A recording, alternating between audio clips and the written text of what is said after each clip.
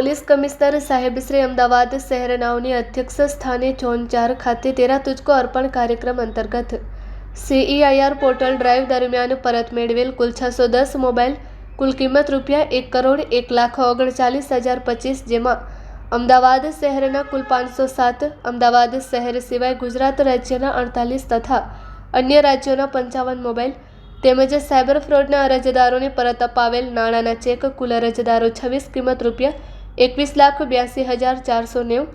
તથા પોલીસ સ્ટેશનનો અન્ય મુદ્દામાલ રોકડ સોનાની રણી રિક્ષા તથા એક્ટિવા મળી કુલ ₹7,38,650 મળી ટોટલ ₹1,30,60,163નો મુદ્દામાલ અરજદારોને પરત સોંપવામાં આવેલ છે।